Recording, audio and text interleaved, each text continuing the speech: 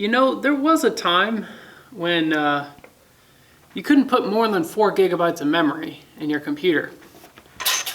And today, I'm going to explain why. I also learned today that these are somewhat stackable. Let's get into it.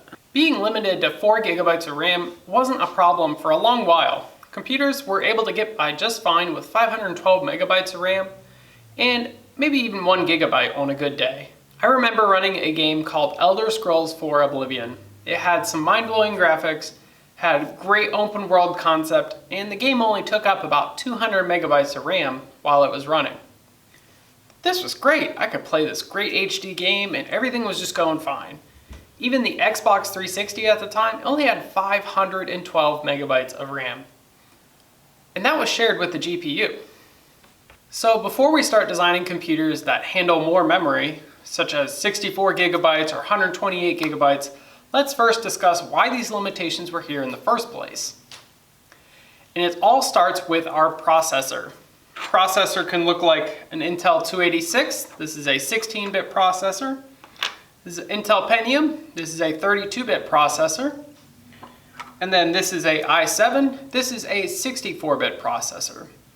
The processor in your computer has 3 major inputs/outputs. That is address, where to find stuff and where to put stuff. Control, addition, subtraction, basically how to manipulate our third element, which is data. This is the stuff that is getting changed. These are values of perhaps a database or an array or a list. These are the 3 things that your processor takes in, takes out. And the width of that taking in and taking out is a bit length. Bits are what your computer uses. It's the ones and zeros of the system. So this is an Intel 286. It has an address width of 16 bits. That means the maximum addressable memory that it can support is 64 kilobytes. That was good for, you know, back then, which was 1982. But as time went on, we started to develop more complex applications. We needed more memory. That is where the Intel Pentium came along. 32-bit architecture. Not saying it's the first, but, you know, very big at the time. 32 bits is the width of the address bus of this processor. That means that the processor is able to address 32 bits of memory. That equates to an addressable space of about 4 gigabytes.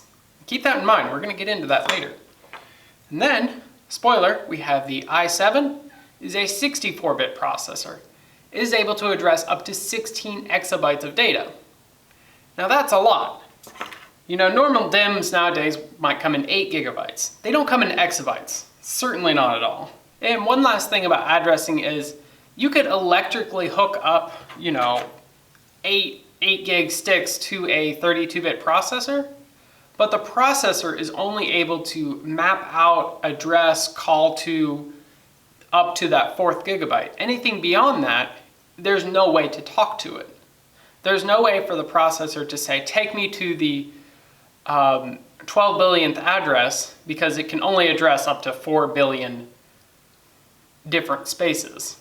Another thing about RAM at the time is that this is a 1 gigabyte DDR2 stick made in the early 2000s. This was fairly common. If you found anything higher, you know, DDR2 would only go up to 4 gigabytes. So we didn't see large amounts of RAM being made. There wasn't the 8 gigabyte sticks of today. Just, you know, you see this DIMM right here is just filled with chips, and there's just not a great economical way to slap more memory on that. So up to this point, I've just talked about hardware. There was also software at the time. Windows XP was released in 2001. It was a great operating system, but it wasn't until 4 years later that it was rewritten and re-released as Windows XP 64-bit. This added 64-bit compatibility, such as addressing more than 4 gigabytes of memory, and using the AMD 64 instruction set. The instruction set was also a big deal in that it added more commands and that programs were able to be more efficient using the 64-bit operators. So Windows XP in its 64-bit form, there's still a little bit more to the story.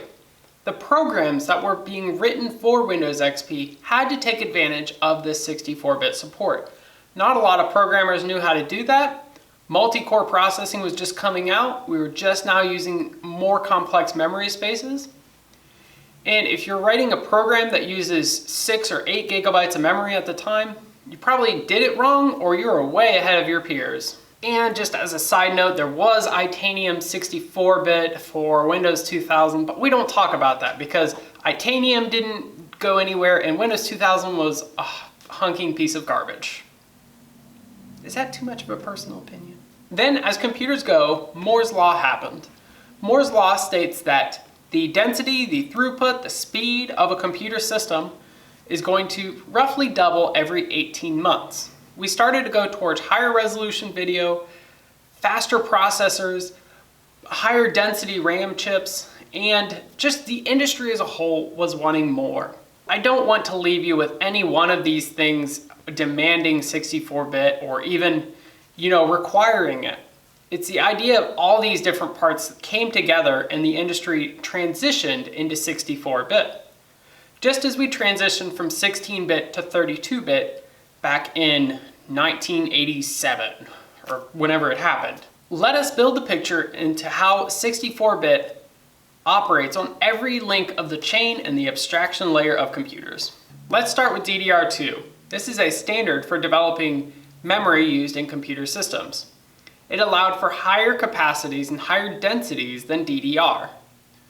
When DDR2 started showing sticks in 1 gigabyte, 2 gigabyte, and I think it even went up to 4 gigabytes. This one right here is a 1 gigabyte chip. If you had a motherboard with 4 slots and you put in 2 gigabyte sticks in each slot, well, now you have 8 gigabytes of memory, and there's a legitimate need for 64-bit addressing of that memory.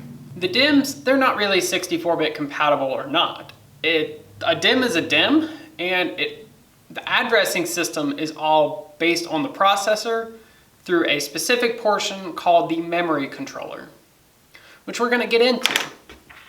So you see the 16-bit Intel 286 had a 16-bit addressable memory address system, meaning it was able to address 16-bit long addresses of memory.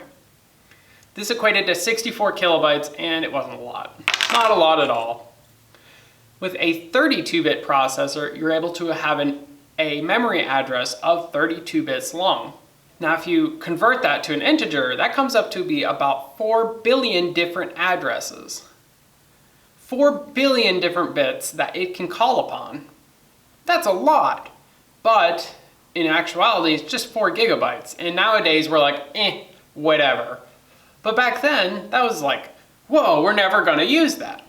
This Intel Pentium came out in 1992, and that was great. It was able to address up to 4 gigabytes of memory for the next 20 years, and 32-bit just stayed. It was good. So this i7 here is able to address 16 quintillion addresses. That's a lot, and that's probably more than we'll ever need. But then again, people said that for the 32-bit processor, and they also set it for the 16-bit processor, so who knows. So now that we have memory controllers that are able to address 64 bits of memory, we have to find a operating system kernel that is able to support that feature of the processor. And a kernel is just the basic core part of the system. It talks to the BIOS and puts stuff in and out of the system. This isn't really your operating system as you see with all the windows and the desktop and applications.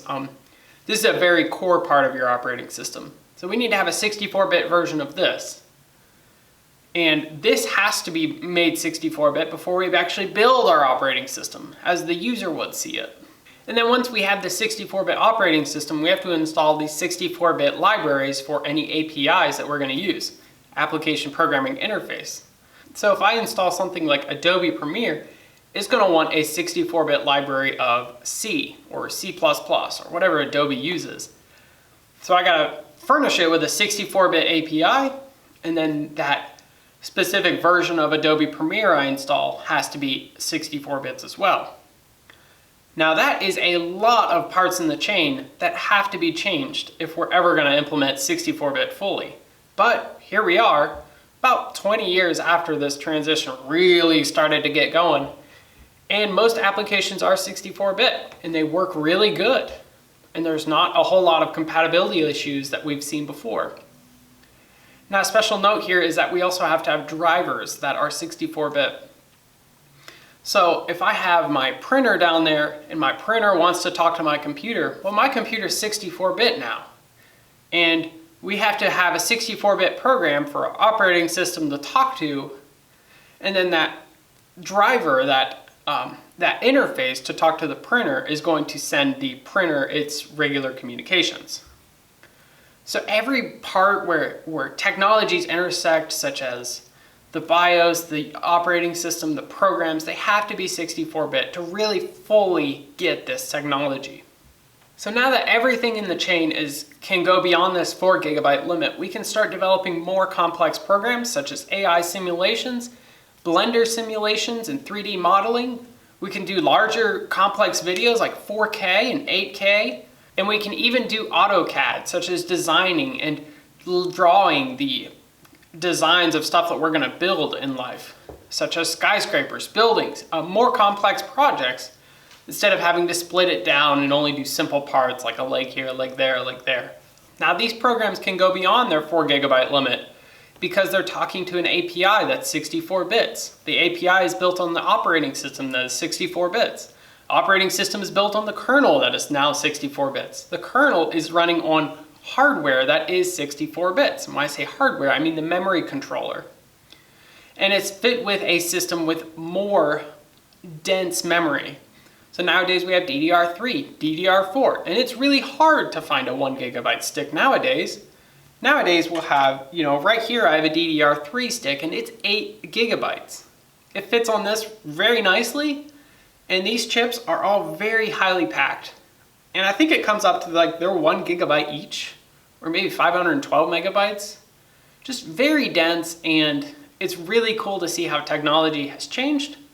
And 64-bit was something that I went through in my life. I remember I had a Gateway. It had shipped with a 32-bit operating system, and then later had a 64-bit operating system. And I got to see all the little granular changes that happened along the way. It was really cool to see. So guys, I just wanted to let you know on a brief bit of computer history where we were limited to 4 GB of memory. And I wanted to show you how every part in the chain had to change.